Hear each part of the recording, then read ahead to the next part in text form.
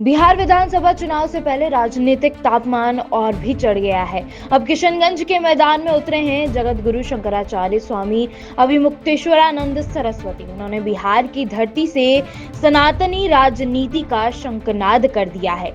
शंकराचार्य ने घोषणा की है कि राज्य की हर विधानसभा सीट से गौ भक्त निर्दलीय प्रत्याशी चुनाव लड़ने वाले हैं।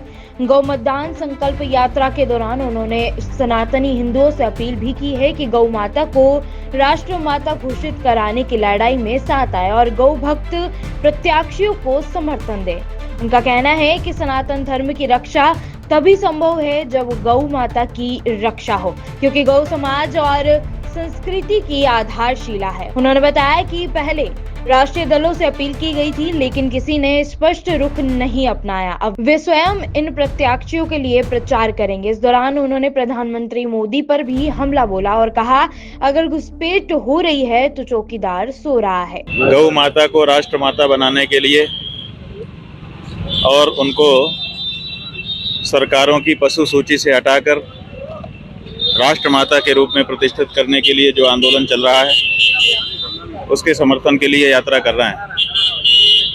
गोरक्षपुर गायों की रक्षा के लिए कोई केंद्र किसी समय का था, वहां जाकर के वहां पर गोरक्षपीठ में गोरखनाथ जी महाराज से गौ रक्षा के लिए बल प्राप्त करके अब हम काशी के लिए प्रस्थान कर रहे हैं।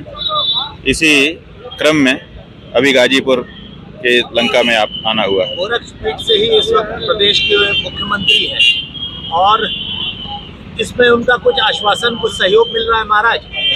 देखिए, जो भी सनातन धर्मी है, हिंदू है, उसके लिए अगर धार्मिक दृष्टि से कुछ भी महत्वपूर्ण है तो सबसे महत्वपूर्ण गाय है। जो भी सनातन धर्मी होगा, हिंदू होगा, वो गाय के बारे में नहीं खड़ा होगा, ऐसा हम सोच भी नहीं सकते। हाँ, बात हुई कुछ उनसे? आश्वासन नहीं, मिला? उनसे हमारी मुलाकात नहीं हुई। हम तो गोरक्षपीठ गए थे, गोरखनाथ जी महाराज से हमारी मुलाकात हुई, उनका दर्शन हुआ, उनका पूजन किया, उनसे बल प्राप्त हुआ, वही मूल है। ज्ञानवापी पे आपने एक आंदोलन किया था महाराज, उसके लिए क्या योजना है आगामी? वो हमारा मुकदमा न्यायालय में लंबित है। हम चाहते हैं कि जल्दी से जल्दी उसकी सुनवाई हो और वहाँ पर भगवान की पूजा अर्चना शुरू हो। महाराज, अयोध्या हो गया, मथुरा के लिए क्या योजना है? देखिए, अयोध्या हो गया, इसका फल क्या हुआ? यही हमारा कहना है कि अगर अयोध्या हो गया है और वहाँ राम आ गए हैं तो राम के आने का फल होना चाहिए। राम के आने का फल अगर ये होगा कि देश में गौहत्या बंद हो जाएगी तो कृष्ण को लाने का भी चाव लोगों के मन में उत्पन्न होगा।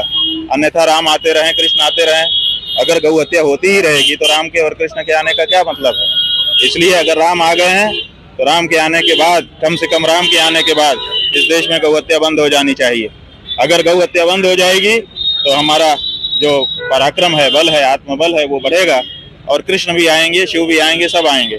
लेकिन राम के आने का फल अभी तक नहीं मिला, वो मिलना चाहिए। क्या लगता है, राम मंदिर बन गया लेकिन राम आए कि नहीं? देखिए, गौहत्या बंद हो तो हम समझें कि दैवी शक्तियों का जागरण हो रहा है, उसके पहले तो हम ये कल्पना नहीं कर सकते। ऐसे में आम जनमानस से क्या आम जनमानस से हम ये कहना चाहेंगे कि हिंदू वो है जो किसी भी कार्य को करने के पहले इस बात का विचार करता है कि जो कार्य हम करने जा रहे हैं उससे पाप होगा कि पुण्य होगा। तो आप वोट देने वाले हो, क्योंकि लोकसभा का चुनाव अभी आने वाला है, आप अपना वोट का प्रयोग करेंगे, मताधिकार का प्रयोग करेंगे, मतदान करेंगे। ये विचार कर लीजिए कि आपके दिए गए वोट से जो सरकार बनती है, अगर वो गौहत्या करती है तो आपको भी गौहत्या का पाप लगेगा, क्योंकि गौ हत्यारे का समर्थन करने वाले को भी गौहत्या का पाप लगता है। इसलिए इस बार का मताधिकार का प्रयोग अगर सच्चा हिंदू है तो उसको इस विचार के साथ करना है कि हम उसी पार्टी को, उसी कैंडिडेट को वोट देंगे जो चुनाव के पहले शपथ पूर्वक घोषणा कर दे कि अगर मैं जीत करके संसद में गया तो मेरा पहला काम होगा गौ माता को राष्ट्र माता बनाने का और गौ हत्या को अपराध घोषित कराने का। उसको तो वोट देने से गौ रक्षा का पुण्य मिलेगा। और अगर ऐसा न कह पाने वाले दल को या व्यक्ति को अगर वोट दिया हिंदू ने तो उसको गौ हत्या का पाप लगेगा।